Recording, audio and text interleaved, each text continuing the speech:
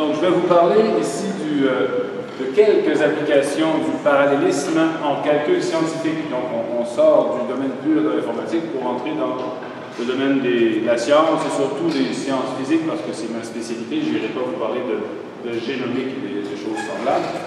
Je vais commencer par vous décrire un peu l'étendue des applications et ce que les gens font en calcul scientifique au Canada en montrant quelques statistiques d'utilisation. Après ça, je vais vous décrire trois genres d'applications en calcul scientifique qui utilisent le parallélisme. Donc, je vais faire un petit peu de science, mais pas trop. D'accord? Et je vais finir par mentionner les deux façons, les deux outils que la plupart des programmeurs en calcul scientifique utilisent pour faire du parallélisme, soit OpenMP et MPI. D'accord? Donc, ça c'est Mammouth, c'est l'un des ordinateurs du réseau Calcul Canada ou Calcul Québec si vous préférez, parce que ce sont des réseaux imbriqués. Donc j'imagine que plusieurs d'entre vous ont déjà visité Mammouth, on levez la main. Quelques-uns, d'accord, donc vous savez à quoi ça ressemble, vous avez à peu près trois rangées de cabinets, vous en voyez deux ici dans une allée froide. Donc ça a été installé en novembre 2011, donc c'est déjà vieux, ça a 5 ans.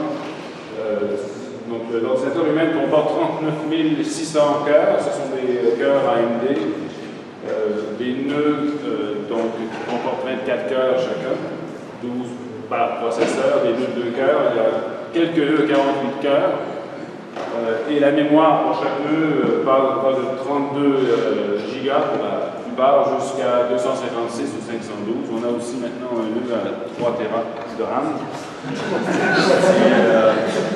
Et 72 cœurs, je pense, je ne vais pas utiliser beaucoup.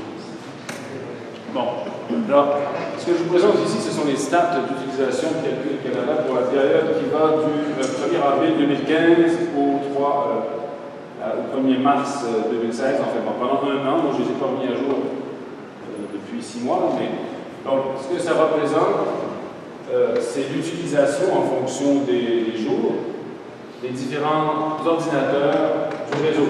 Alors, quels sont ces ordinateurs? Vous voyez, donc, les plus utilisés sont en bas et ça s'étire vers le haut. Donc, le plus utilisé au Canada, c'est justement Mammouth, on appelle MP2, Mammouth Parallel 2. C'est le bleu foncé en bas. Ensuite, c'est GPC, qui est un ordinateur localisé à Toronto, à l'Université de Toronto, enfin dans un édifice qui est loué par l'Université de Toronto, dans les banlieues.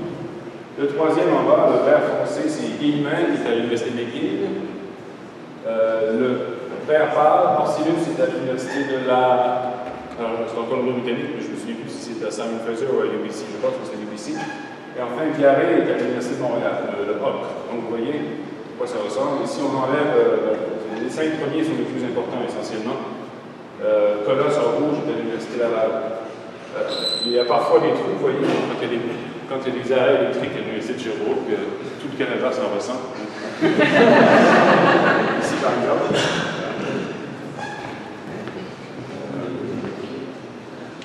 Ça, c'est plutôt la distribution des cœurs utilisés en fonction des disciplines. Selon une classification un peu arbitraire, je l'ai dit, donc vous avez la chimie et la biochimie, donc ce sont les ogres en bleu foncé en bas, c'est ça qui consomme le plus. Il y a les physiciens en bleu pâle. Les ingénieurs, ça c'est assez général, mais c'est surtout du génie mécanique, on verra pourquoi. Ensuite, les sciences de la vie, ça veut dire essentiellement de la génomique, et donc recherche sur le génome humain et les différentes espèces animales et végétales. En fait, l'environnement en ocre, mais enfin, si on prend les 4 premiers en bas, on couvre à peu près 80% des applications. Enfin, plus pertinent pour cette conférence, le degré de parallélisme utilisé. Donc ça, c'est une division statistique en fonction du nombre de cœurs utilisés pour chaque programme, pour chaque tâche. Donc c'est dans l'ordre du plus utilisé au moins utilisé, mais regardez le 1 cœur ici, en vert pâle, c'est ça. Donc tout ce qui n'est pas 1 cœur est parallèle par définition à des degrés différents de sophistication. Donc le plus utilisé, enfin le plus courant, c'est des tâches qui ont à peu près 128 cœurs. Mais il peut y en avoir quelques-unes qui vont jusqu'à, voilà, le maximum c'est 16 000 cœurs. c'est pas énorme. Essentiellement, la plupart des tâches sont colorées ici, ça va de 16 cœurs jusqu'à 256 cœurs. Donc c'est très important le parallélisme en calcul scientifique, comme démontré par ce graphique.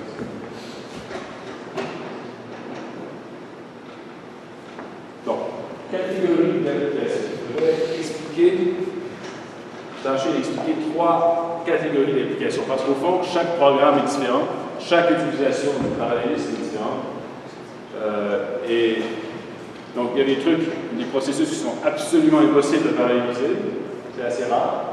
On peut avoir des algorithmes qui fondamentalement sont séquentiels, on peut rien faire. Okay?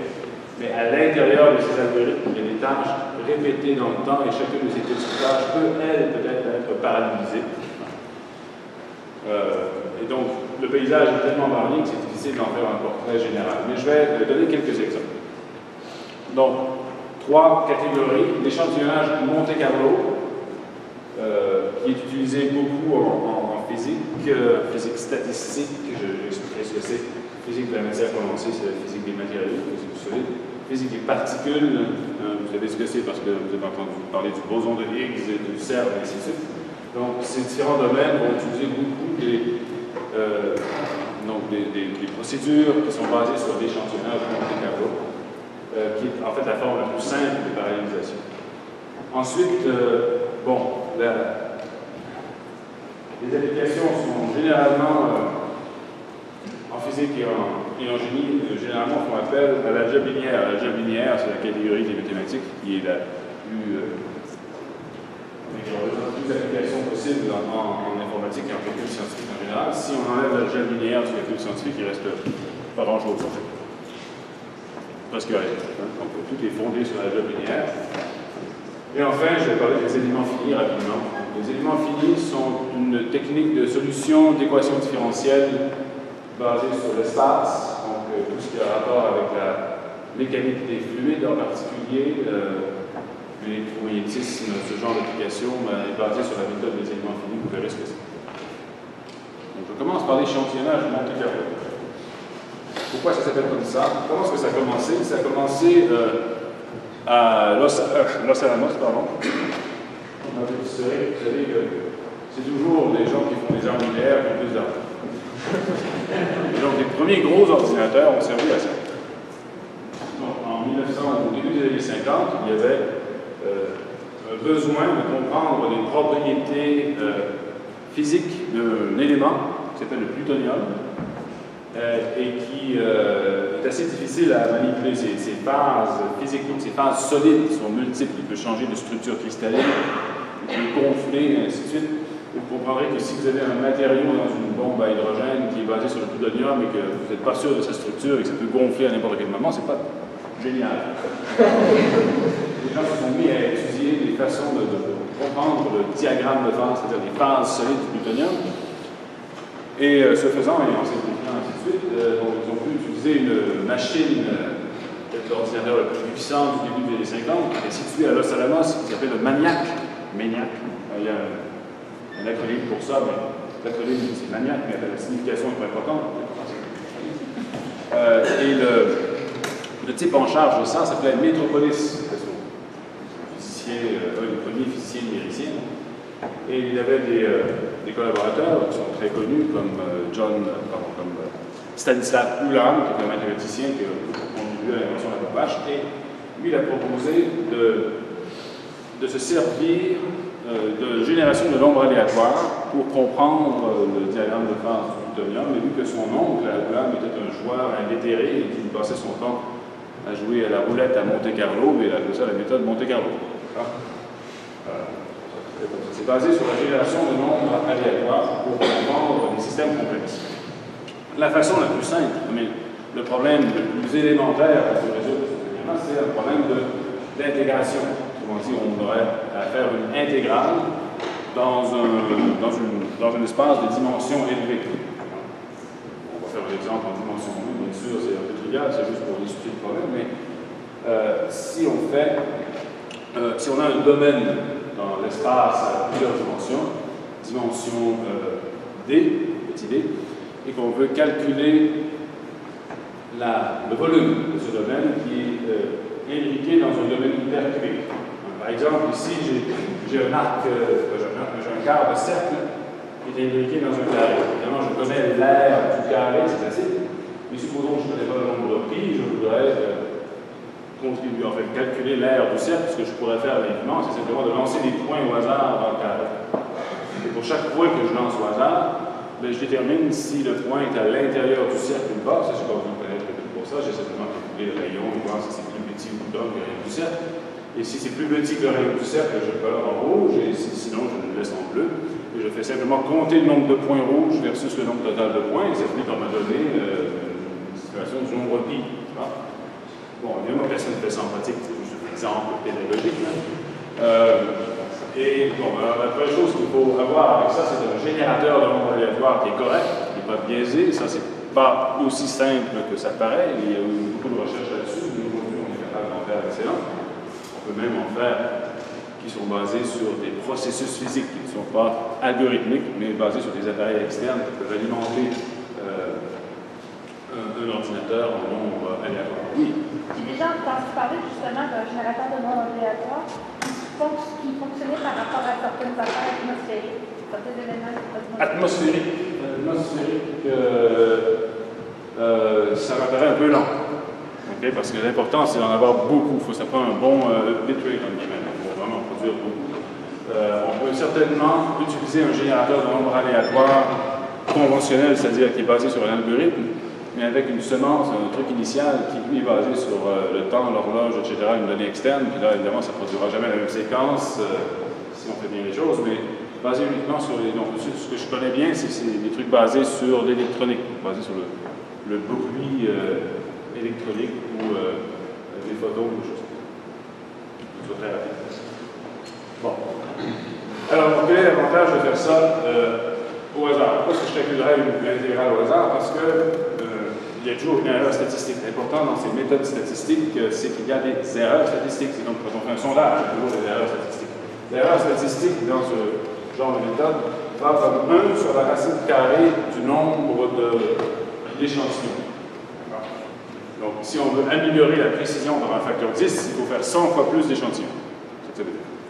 Si on fait une intégrale maintenant avec une méthode classique, la méthode de Simpson ou un truc comme ça qui est déterministe, l'erreur est de l'ordre du nombre de points à exposant moins 5 sur P. P, c'est la dimension. Donc, l'erreur est beaucoup plus petite quand on est en dimension petite, mais si on est en dimension élevée, eh bien, curieusement, c'est peut-être paradoxal, mais c'est plus payant d'aller au hasard que d'aller de manière systématique. Dimension élevée, là on parle ici de dimension 10 ou plus, eh bien, la méthode Monte-Carlo est la méthode de choix. Bon, mais ça ne sert pas uniquement à faire des intégrales.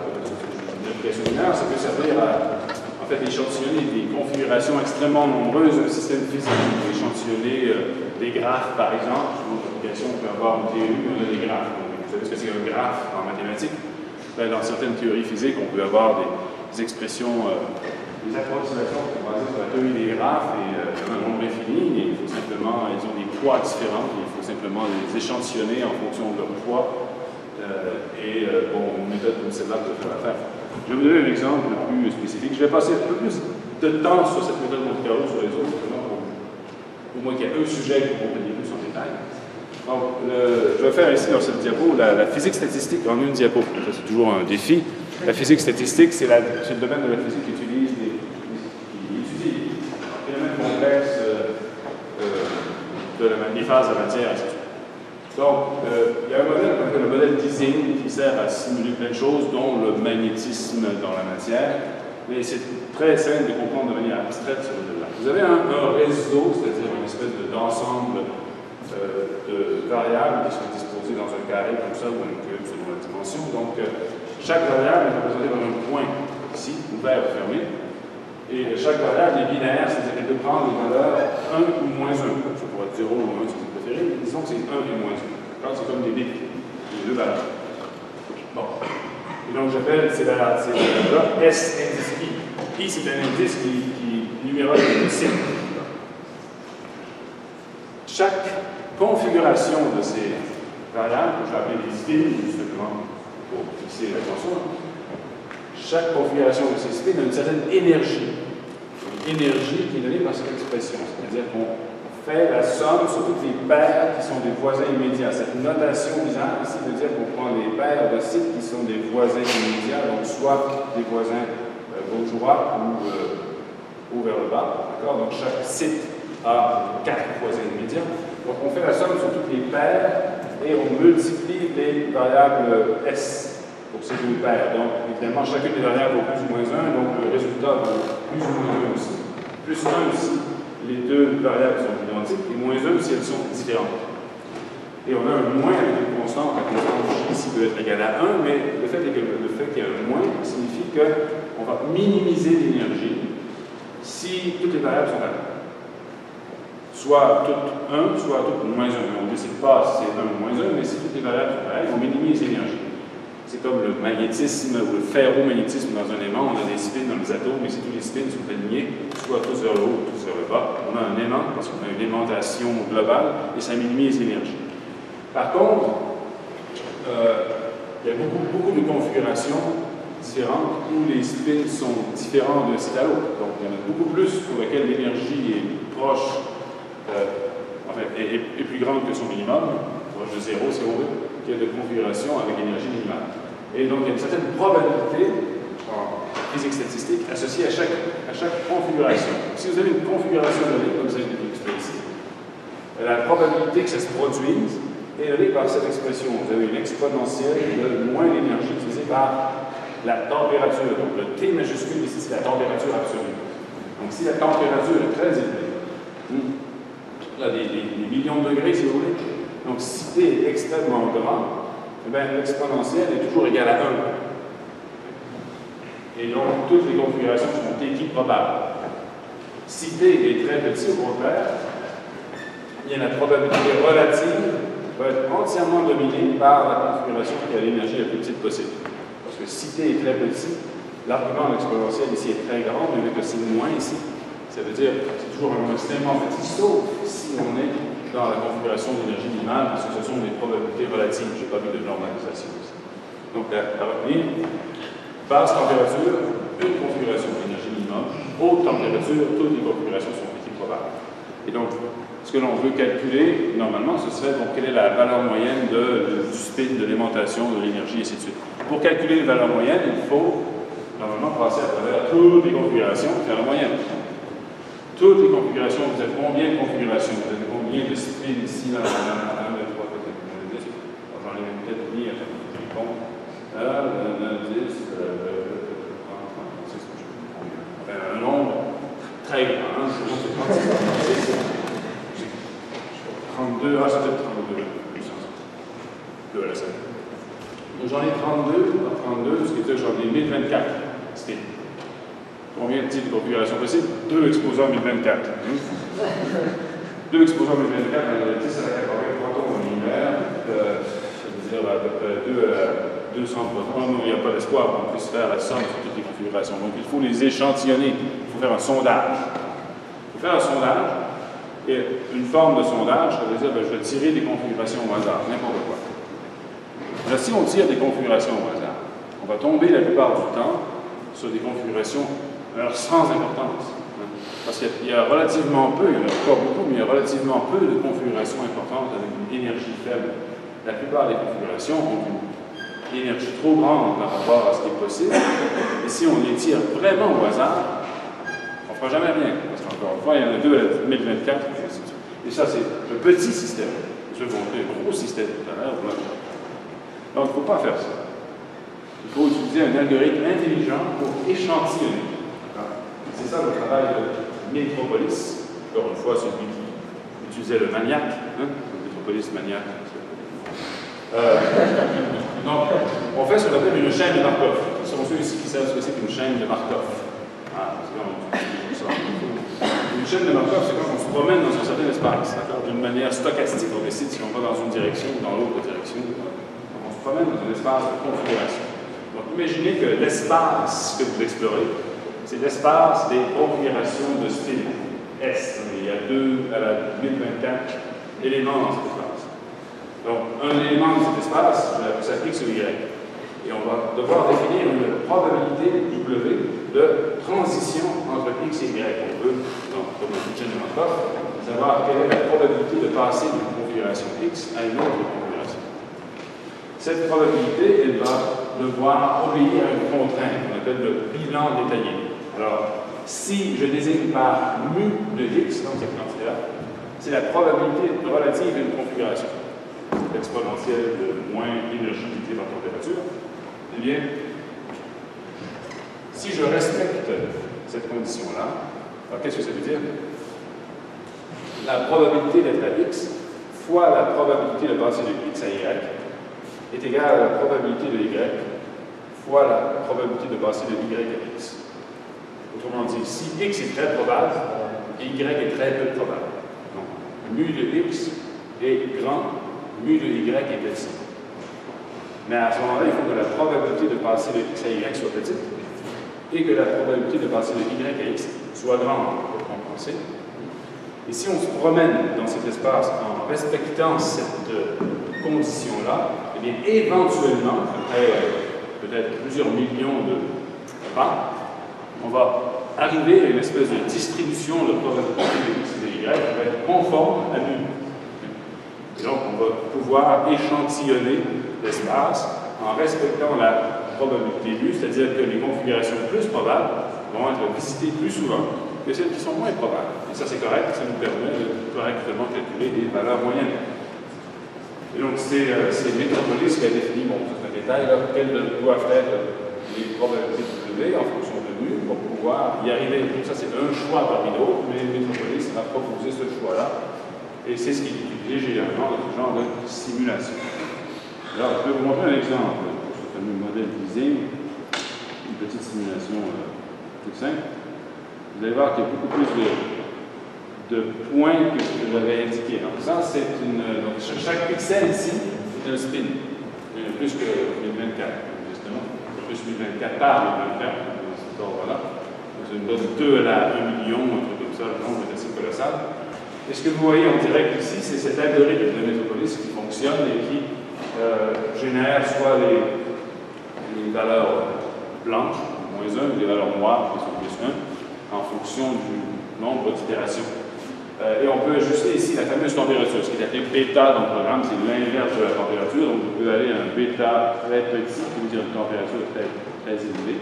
Donc, à une température très élevée, dans cette neige, finalement, vous avez les blancs et les noirs qui sont des plus probables, et ça se promène comme ça, c'est banal. Ça voudrait dire, dans ce cas-là, qu'on aurait un matériau qui n'a pas d'aimantation, qui est un matériau normal. Et si on abaisse la température, là, on trouve quelque chose comme ça. Il y a une espèce de ségrégation qui se produit parce que les spins voisins doivent être pareils. Et il y a un des deux qui finit par gagner, finalement. Les blancs ici vont gagner. Et parfois, un spin opposé qui apparaît, mais c'est exceptionnel. Et on est en présence d'un matériau où la vaste majorité des spins sont d'une saveur, plus 1 moins 1, et on a un aimant, basse température. Et quelque part, donc ça c'est assez intéressant en soi, il y a une transition, il y a un changement de phase drastique qui se produit à une certaine température. Je vais vous montrer là, j'augmente la température jusqu'à ce qu'on arrive à quelque chose comme ceci. Alors je vais mettre la température critique, on sait théoriquement quelle doit être cette température critique, et quand c'est la température critique, on a de moitié-moitié, bien sûr, blanc et noir, mais c'est plus important que ça. On a des espèces d'amas qui sont.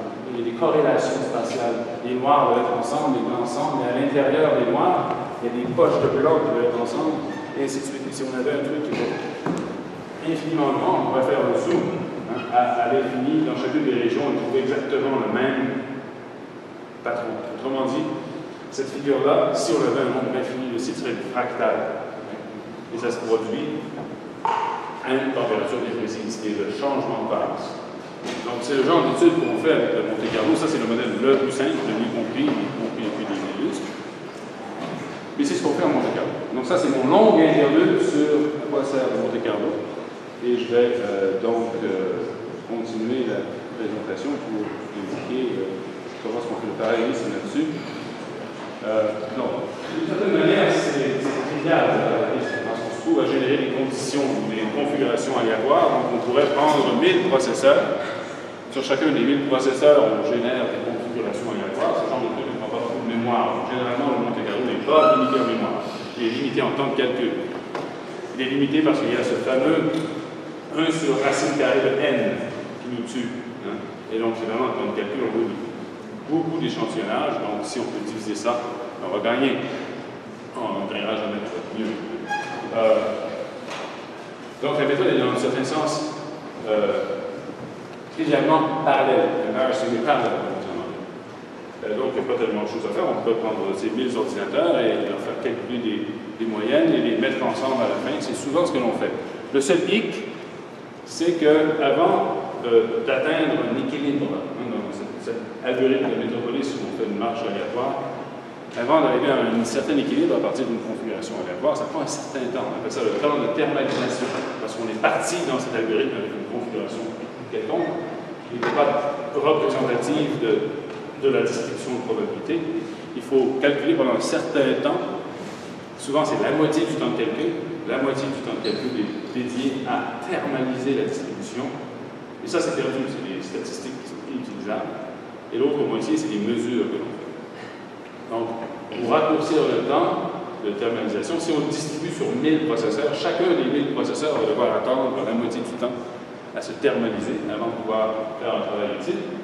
Eh bien, ce que l'on peut faire, c'est essentiellement essayer de paralléliser, non pas de manière triviale, mais de manière intelligente, pour que un ensemble de processeurs travaillent ensemble, mais qu'ils ne fassent qu'une séquence, en quelque sorte. Donc, tous les calculs qui sont à l'intérieur d'une configuration peuvent être parallélisés et les configurations sont séquentielles à l'intérieur de l'ensemble de 1000 processeurs.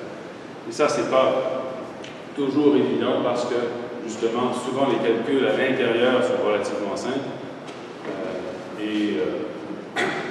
Donc, oui, on gagne quelque chose, mais la thermalisation est quelque chose qui est fondamentalement séquentiel. On ne peut pas s'en sortir. Donc, thermalisation veut dire atteindre l'équilibre de la distribution avant de commencer les calculs. Voilà. Donc, c'est le défi ici. Donc, on peut faire des choses trivialement parallèles. On peut les faire après avoir thermalisé. On prend une certaine période pour thermaliser tout le monde en même temps. Et ensuite, on divise et on fait des mesures comme ça. Algèbre linéaire. Est-ce que j'ai des questions pour Monte Carlo? Je vais le prendre à la fin. Algèbre linéaire.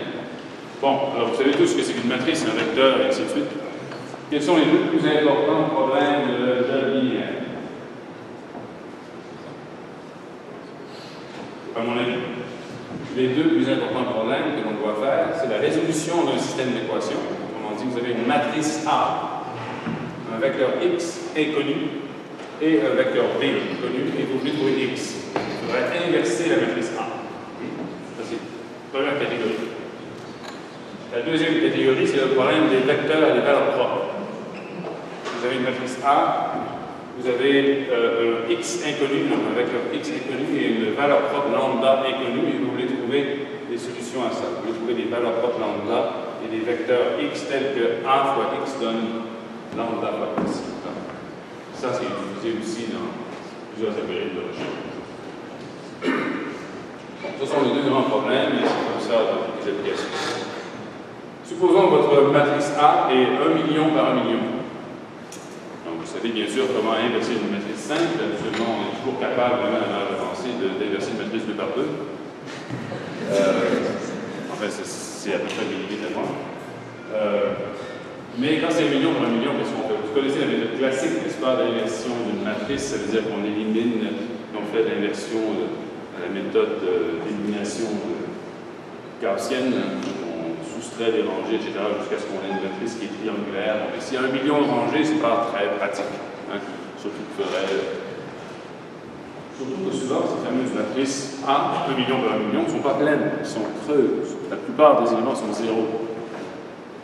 Alors, faire ça de manière classique, c'est le suicide. Il faut trouver une méthode pour faire ces deux types de problèmes qui est basée uniquement sur l'application d'une matrice sur un vecteur. Autrement dit, supposons que l'ordinateur ne sait que faire une chose. La seule chose qu'il sait faire, normalement, c'est appliquer une matrice A sur un vecteur pour donner un autre vecteur. Ça, c'est facile. S'il sait faire ça, il y a des méthodes qui nous permettent d'inverser une matrice. Uniquement en appliquant la matrice de répétition de manière itérative. C'est la méthode du gradient conjugué. Et de même, si on cherche une valeur propre, et disons, généralement, c'est la valeur propre la plus petite que l'on cherche, la plus grande. Parce que si vous avez une matrice 1 million vers 1 million, il y a 1 million de valeurs propres. Et donc, vous ne voulez pas 1 million de valeurs propres, vous voulez la plus petite, la plus grande, selon l'application. Et il y a une autre méthode très utilisée pour chercher la valeur propre la plus petite, avec le vecteur propre correspondant, c'est la théorie de Land-Schoss, basée aussi sur le fait qu'on peut appliquer une matrice sur un vecteur. Les applications de ça sont innombrables. En physique et en chimie quantique, principalement en physique et en chimie quantique, donc la mécanique quantique qui est basée sur l'algèbre linéaire. C'est le pain et le beurre, donc c'est très utilisé. Alors, comment, donc le truc ici, donc je vais donner un exemple, parce que j'ai le temps de donner cet exemple-là, non, j'ai peut-être pas le temps de donner cet exemple-là. Je vais passer cet exemple. Non, je vais le donner quand même. Alors ça, c'est un modèle que moi j'utilise. C'est un peu égoïste ici, cette diapo-là, pour décrire le comportement des électrons dans un solide. Vous avez ici, donc ça fait penser un peu au modèle Ising, mais c'est plus simple parce que j'ai moins de cycles, c'est plus compliqué parce que c'est la mécanique quantique. Donc vous avez ici une espèce de petit réseau carré, et chaque nœud du réseau représente un atome. C'est comme un atome dans un cristal.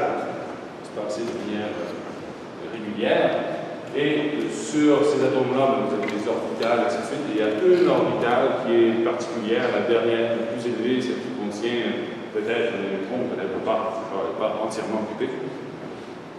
Et donc, on va décréter que la dernière orbitale, représentée par un cercle ici, pourrait contenir, si vous vous souvenez de votre chimie du cégep, vous connaissez le principe de Pauli, une orbitale peut contenir simplement 2 électrons de spin opposé au maximum, mais pas plus.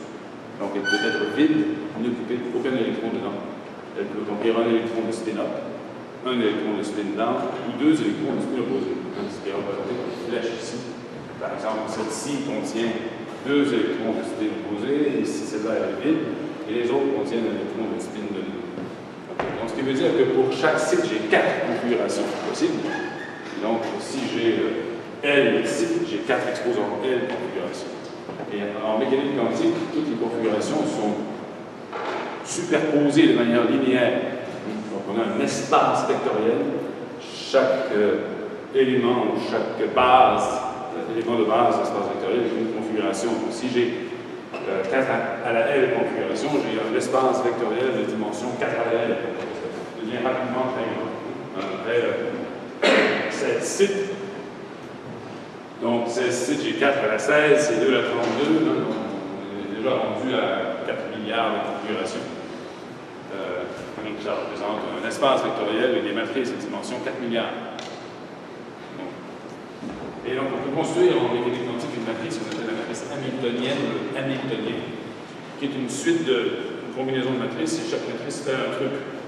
Par exemple, elle pourrait faire passer un électron d'un site à un site voisin, où elle pourrait mesurer l'énergie potentielle si 2 électrons sont au même site. Donc ça, c'est un exemple de problème. Il faut trouver la valeur propre et le vecteur propre de cette matrice hamiltonienne, et elle peut avoir des dimensions qui sont de plusieurs millions, voire des milliards. Okay. C'est juste pour motiver. Alors, tout ça doit être basé sur la capacité de l'ordinateur à multiplier une matrice par un vecteur. Alors ici, vous avez une matrice, un vecteur, on peut faire matrice par un vecteur. Alors comment est-ce qu'on parallélise ça? Supposons qu'on a 2 processus. Pas 2 CPU. Comment est-ce qu'on fait? Je vais essayer d'écrire une façon de le faire, c'est pas la seule, où la mémoire est distribuée. C'est-à-dire que chaque processeur a la moitié du vecteur, ou la moitié de la matrice. C'est limité par la mémoire, on a besoin de beaucoup de mémoire, donc on prend un processeur, lui va conserver localement la moitié des données, et donc par le processeur bleu et le processeur rouge. Le vecteur sur lequel on va mettre la matrice va donc diviser en deux, une moitié résidant sur le processeur 1, l'autre sur le processeur 2. La matrice, on la divise en 4. La première moitié à gauche est divisée en bleu, et ainsi de suite. Ça va résider dans la mémoire du processeur 1. L'autre sur le processeur 2. Et ce que l'on fait, c'est la chose suivante. Vous savez comment on multiplie une matrice par un vecteur, on multiplie. Donc, c'est comme si on faisait le produit scalaire d'une rangée par le vecteur qui est discipliné à la fois. Et donc, quand on a cette structure en bloc, c'est comme si on faisait la multiplication de cette sous-matrice bleue ici par le sous-vecteur bleu. Okay. Et ça nous donne une contribution à la première moitié du résultat. Et on aurait aussi une contribution qui vient des deux blocs qui sont en dessous. Ça fois ça, ça fois ça, ça va aussi nous donner une contribution, mais maintenant à la deuxième moitié. Cependant, lorsqu'on fait le bloc bleu fois le bloc bleu ici, ça réside dans le processeur 1. Si on fait rouge fois rouge, ça réside dans le processeur 2. Évidemment, on s'arrange toujours à cause des couleurs, que ce soit bleu fois bleu et rouge fois rouge. Mais bleu fois bleu, rouge fois rouge, les résultats sont dans des processeurs différents. Il faut que je les ramène au même processeur, parce que les deux contributions vont devoir s'additionner pour former la première moitié du résultat. Donc, les deux moitiés du résultat, il faut que je les additionne ensemble. Donc, on voit tout de suite comment ça fonctionne le parallélisme. Chaque processeur fait son truc. Et à la fin, quand ils ont chacun fait leur matrice correcteur, ils doivent communiquer les résultats à l'autre processeur pour qu'il fasse l'addition localement pour avoir la première moitié du résultat. Et ensuite, ils font la deuxième moitié du résultat. Ça. Okay. Donc, le problème de la communication est important. La communication se fait soit en partageant la mémoire, soit en communiquant sur un réseau à travers un réseau sur des processeurs différents qui sont même sur des nœuds différents. Donc ces deux façons de procéder correspondent à la programmation MPI et la programmation OpenMP. Ok, dernière application ou catégorie, les éléments finis.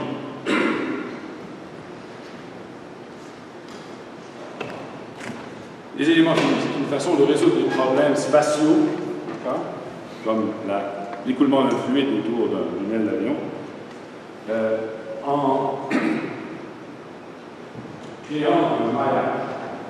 Vous pouvez représenter l'écoulement d'un fluide autour d'une aile d'avion, ça c'est une aile d'avion en blanc. On veut comprendre l'écoulement de l'air autour, donc on doit créer un maillage spatial pour représenter la pression de la vitesse des éléments de fluide autour de l'aile. Donc ça c'est un maillage, il faut le créer, et une fois qu'il est créé, il faut résoudre des équations linéaires sur ce maillage. Donc chaque point du maillage correspondrait à une dimension de l'espace vectoriel, et il faut résoudre des équations linéaires, donc AX égale B si vous préférez, avec ça, qui sont basées sur des équations différentielles. Donc, il y a deux parties. La création du maillage, c'est de la géométrie numérique, computational geometry en anglais. Ça, c'est plus difficile à paralléliser. Et généralement, les programmes qui font ça vont travailler en OpenMP, donc vont faire, même de manière séquentielle, ils ont besoin de beaucoup de mémoire. Puis, on peut toujours se dire, oui, on peut paralléliser, on prend une région et on fait un maillage, ensuite on prend une autre région, on fait un maillage, mais entre les régions, il faut s'accorder. Et ce n'est pas un maillage optimal, on le fait de manière indépendante.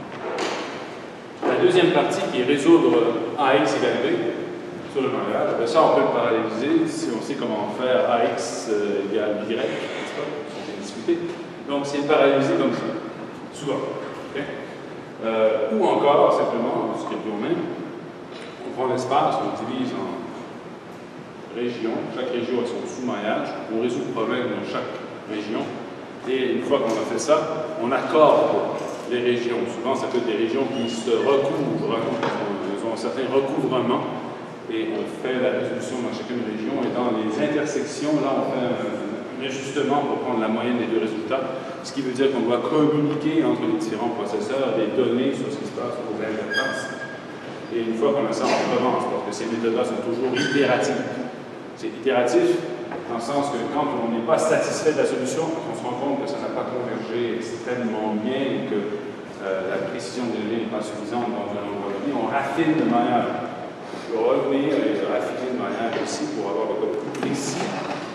Et donc, il ne sert à rien de dépenser des tas de ressources pour des régions d'espace où il ne se passe pas grand-chose, mais il faut au contraire investir les ressources sur des arêtes proches de l'aile où les trucs se passent. Donc ça, c'est un classique des éléments finis et de la parallélisation sur les éléments finis. Donc, ça, c'est l'image qui vient de Bombardier ici, où on modélise la portance de l'avion au décollage.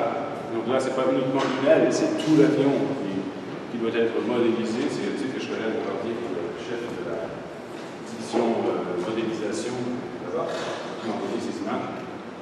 Donc ça, c'est un exemple. On fait une coupe au travers du milieu de l'avion et on regarde quel est le maillage autour. Vous voyez que c'est très espacé. On s'éloigne de l'avion et très rapproché, raffiné. On s'approche de l'avion. Et ça, c'est juste une coupe en plein milieu, mais il y en a partout. Bon, donc c'est ce que je disais ici. Je me répète, là, on utilise le système en région superposée. On résout une étape en accord des frontières et on intègre, on recommence jusqu'à ce que c'est. Je vais terminer avec. J'ai presque terminé, 5 minutes.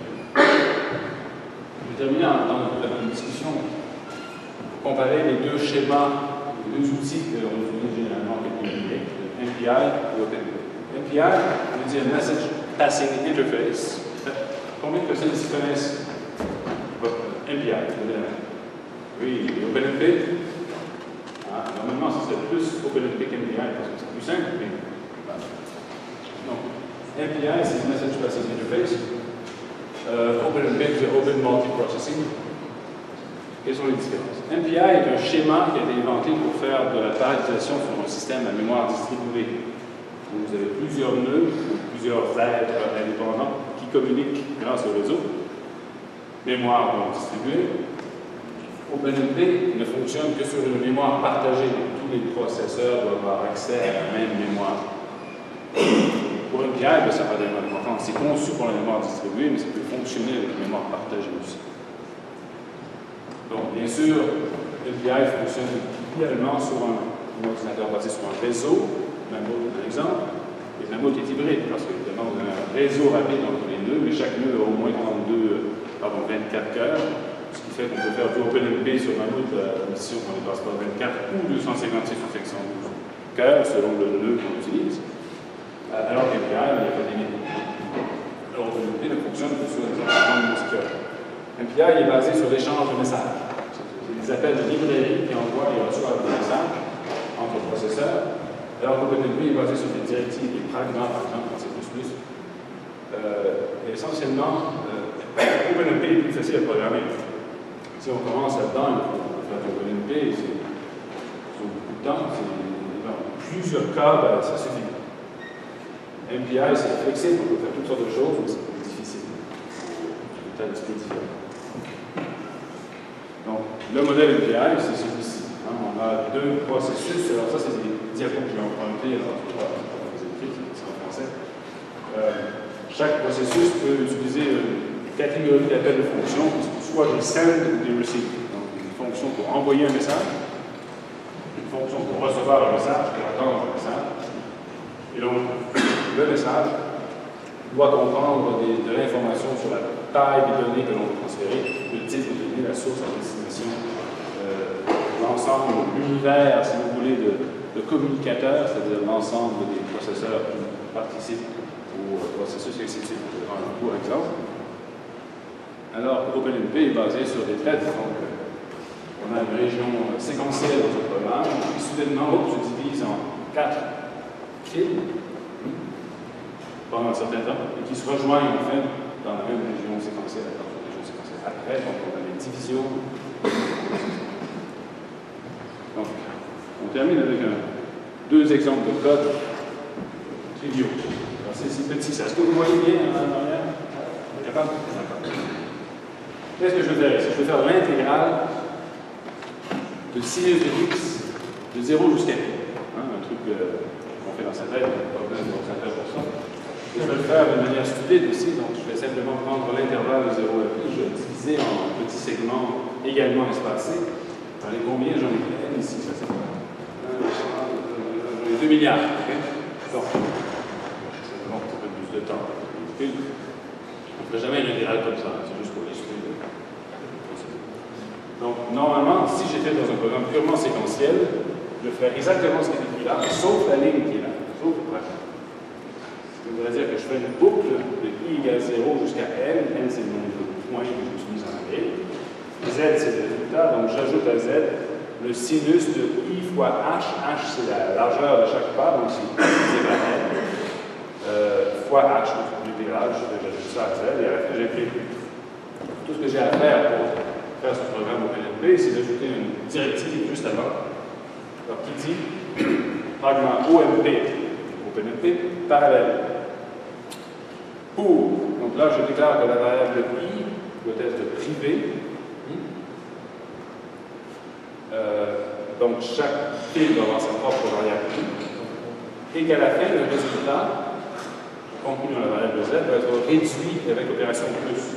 Réduire dans le parallélisme, ça veut dire qu'on prend les différentes données qui sont sur les différents fils et on les remet ensemble. C'est ça que réduction veut dire. Et réduction, réduction par plus, donc je les additionne. C'est habituellement ce qui est fait avec 15% des cas. Et donc tout ce que j'ai à faire, c'est ça. Je rajoute ça, et voilà, le compilateur va s'arranger avec ça, il va créer des clés, et ainsi de suite. Je n'ai rien d'autre à faire, c'est facile. Ça, c'est l'exemple. Si je termine maintenant avec le code MPI qui fait la même chose, c'est un peu compliqué. Alors, premièrement, quand on lit un code MPI, il faut se placer à la place de chaque processus. Okay? Il faut s'imaginer qu'on est un des 50 processus. Il faut lire le code comme ça. Parce que le même code est exécuté sur chacun des processeurs. Chaque processus se voit attribuer un numéro. Qu'on appelle le rank, généralement. Donc, on définit les variables ici, qui sont le nombre de processus, nproc, et le rank, le numéro du processus. Et tout ça fonctionne avec appel de fonctions. Évidemment, il faut faire l'inclusion de l'API.h. Donc, tous ces appels qui commencent par l'API sont des fonctions librairies, la première, c'est une initialisation avec les arguments du programme. Ensuite, j'ai un deuxième appel qui va aller chercher le nombre de processus. Parce que vraiment, le code ne connaît pas le nombre de processus. C'est l'environnement qui décide du nombre de processus. C'est l'utilisateur qui, quand il lance le programme, dit lance-moi ça sur 1000 processeurs. Et donc, la première chose à faire, c'est d'aller chercher le nombre de processeurs par un appel en passant le nombre de processeurs en mettant ça. Ensuite, on va aller chercher quel est mon numéro. On va aller chercher mon moment à moi, en tant que processus, okay. Et je dois attribuer le numéro 666, par exemple. Parfait, ça c'est mon moment. Et après ça, j'exécute ça. J'ai la même chose qu'avant, ça va changer. Sauf qu'ici, j'ai H. H, c'est le fameux pas. Hein? Quand je faisais mon intégral, je sautais de H à chaque fois. Ici, je vais faire l'intégral de la manière suivante. Chaque processus va sauter non pas de 1 sur n, mais on va sauter de pi sur n comme avant, tout ça comme ça. On va sauter de pi sur n comme avant. Mais la variable i, qui dénote le numéro de pas, enfin la tranche de l'intégrale que je fais, je vais la commencer à rank, donc je vais commencer à 666 dans mon cas, et je vais l'incrémenter par le nombre de processeurs. Parce que j'en ai 1000, je vais sauter 1000 pas de grille, donc pour chaque processeur.